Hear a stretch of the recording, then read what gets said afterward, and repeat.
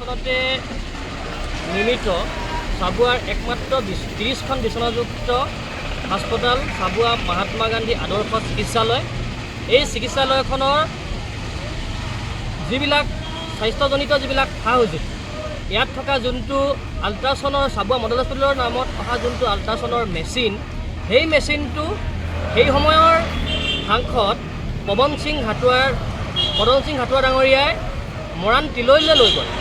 আৰু আমি বাৰম্বাৰ 2014 চনৰ পৰা দাবী উত্থাপন কৰি আহিছোঁ যে এই যোনটো চাবুৱাৰ নামত অহা যোনটো মেচিন, আল্ট্ৰাছনৰ যোনটো মেচিন, এই মেচিনটো চাবুৱাৰ চিকিৎসালয়লৈ আনিব লাগে আৰু চাবুৱাবাসী ৰাইজৰ চিকিৎসা কৰাৰ কাৰণে সা সুবিধা কৰি দিব লাগে। গতিকে এই মেচিনটো লগতে যিটো এক্সৰে মেচিন, সেই মেচিনটো অতি জৰাজীৰ্ণ, চাবুৱাবাসী ৰাইজে ইয়াত এক্সৰে কৰিব পৰা অৱস্থাত নাই।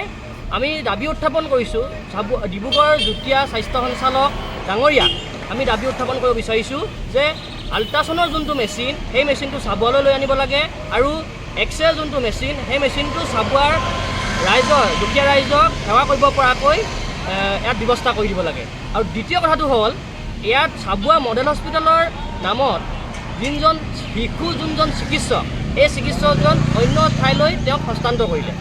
গতিকে আমি দাবী উত্থাপন কৰিছোঁ যে যোনগৰাকী শিশু চিকিৎসক, এই শিশু চিকিৎসকগৰাকীকো চাবুৱা মডেল হস্পিটেললৈ অনাৰ কাৰ্যকৰী ব্যৱস্থা গ্ৰহণ কৰিব লাগে। আমি তৃতীয়তে উত্থাপন কৰিব বিচাৰিছোঁ, চাবুৱা মডেল হস্পিটেলত যি তৃতীয় আৰু চতুৰ্থ বৰ্গৰ যিবিলাক কৰ্মচাৰী, এই যিবিলাক পদ, এই পদবিলাক খালী হৈ আছে। এই খালী হৈ থকা পদবিলাক অতি শীঘ্ৰে পূৰণ কৰিবৰ কাৰণে আমি স্বাস্থ্য বিভাগক দাবী উত্থাপন কৰিছোঁ।